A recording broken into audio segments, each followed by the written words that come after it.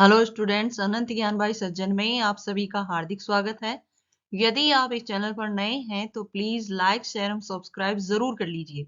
आज हम class 11 history chapter 4 इस्लाम का उदय और विस्तार में अब्बासियों की क्रांति के जो कारण थे उनके बारे में विस्तृत रूप से चर्चा करेंगे। उनकी विशेषताएं, उन्होंने उनसे संबंधित जो भी युद्ध हुए थे उनके बारे में हम सभी नोट्स पढ़ेंगे। तो सबसे पहले हम जो पिछले नोट्स में हमने अधूरा पार्ट छोड़ा था कि अब्बासियों की क्रांति के कारण थे, उसमें नेक्स्ट पॉइंट है ईरानी मुसलमानों को अपनी जातीय चेतना से ग्रस्त अरबों के तिरस्कार का शिकार होना पड़ा था, जिससे वे किसी भी अभियान में शामिल होने के इच्छुक थे।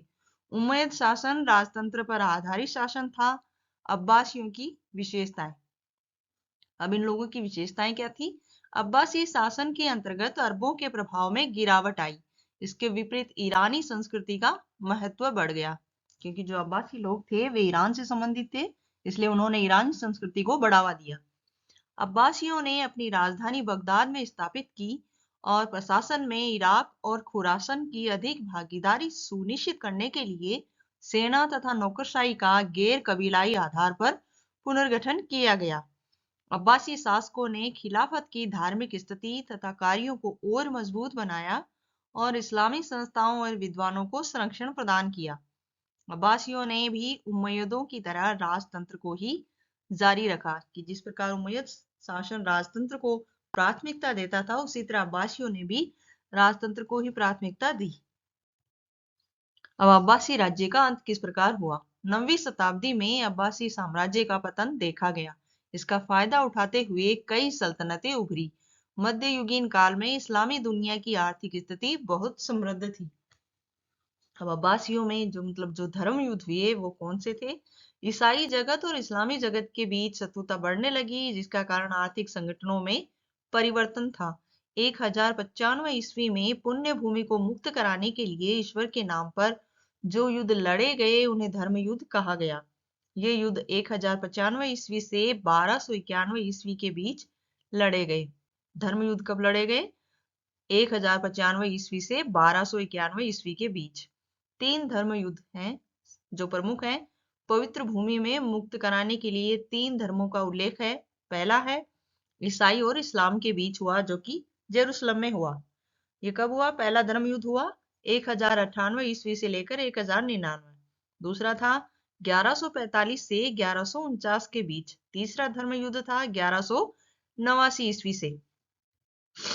और इस युद्ध के प्रभाव क्या थे? मुस्लिम राज्यों का ईसाई प्रजाजनों की तरफ कठोर रुख। मुस्लिम सत्ता की बहाली के बावजूद व्यापार में इटली का अधिक प्रभाव पड़ा। सूफियों का उदय हुआ। दर्शन शास्त्र और विज्ञान में रुचि में वृद्धि होने लगी। अरबी कविता का पुनः आविष्कार किया गया। फारसी भाषा का विकास हुआ और गजनी फारसी साहित्य का केंद्र बन गया। फिरदौसी द्वारा शाहनामा ग्रंथ लिखा गया। महिला सूफी संत राबिया का उदय हुआ। सूफीवाद का द्वार सभी के लिए खुल गया और धार्मिक इमारतें इस्लामी दुनिया की पहचान बनी। इन इमारतों में मस्जिदें, इबादतगाह और मकबरे शामिल थे। मस्जिदों का एक वास्तुशिल्पीय रूप था, जैसे गुंबद, मीनार, खुला प्रांगण और खंभों के सहारे छत, मेहराब, मिंबर आदि। और इसी दौरान कागज का आविष्कार किया गया। कागज का आविष्कार चीन से आया। कागज के आविष्कार के बाद इस्लामी जगत में लिखित रचनाओं का व्यापक रूप से प्रयोग होने लगा।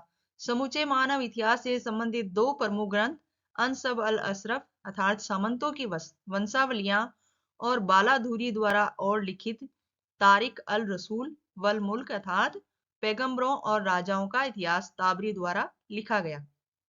इस्लाम में प्राणियों के चित्रण की मनाही से कला के 2 रूप उभर कर आए। पहला था खुशनवीसी अर्थात खताती अथवा सुंदर लिखने की कला। दूसरा था अरबेस्क, जिसे कहते हैं ज्यामितीय और वनस्पतीय डिजाइन को बढ़ावा मिला। इमारतों को सजाने के लिए भी इनका प्रयोग किया गया। मध्ययुगीन इस्लामी जगत में शहरीकरण की प्रमुख विशेषताएं। पहला पॉइंट है शहरों की संख्या में तेजी से वृद्धि हुई। दूसरा है इस्लामी सभ्यता का फलना और फूलना। तीसरा है मुख्य उद्देश्य था इसका अरब सैनिकों को बसाना। कुफा, बसरा, फुस्तात, काहिरा, बगदाद और समरकंद जैसे फौजी शहरों की स्थापना। चौथा है शहरों के विकास एवं विस्तार के लिए खाद्यान्न उत्पादन व उद्योगों को बढ़ावा दिया गया। दो प्रकार के भवन समूह है, पहला था जिसमें मस्जिद और दूसरा था केंद्रीय मंडी। केंद्रीय मंडी में दुकानों की कतारें, व्यापारियों के आवास, सर्राफ का कार्यालय, प्रशासकों और विद्वानों एवं व्यापारियों के घर स्थापित किए गए। मंडी की प्रत्येक इकाई की अपनी मस्जिद, गिरजाघर अथवा सिनेनाग अर्थात यहूदी प्रार्थना घर होगा। शहर के बाहरी इलाकों में गरीबों के मकान, सब्जी, फल के बाजार, काफिलों के ठिकाने, दुकानें आदि थी। और शहर की चार दीवारी के बाहर कब्रिस्तान और सराय की स्थापना की गई और शहरों के नक्शों में समानता का अभाव था। तो ये था आपके चैप्टर 4 के नोट्स और ये यहीं समाप्त होते हैं। अगली क्लास में हम फिर से आपको मिलेंगे। तब तक के लिए अलविदा।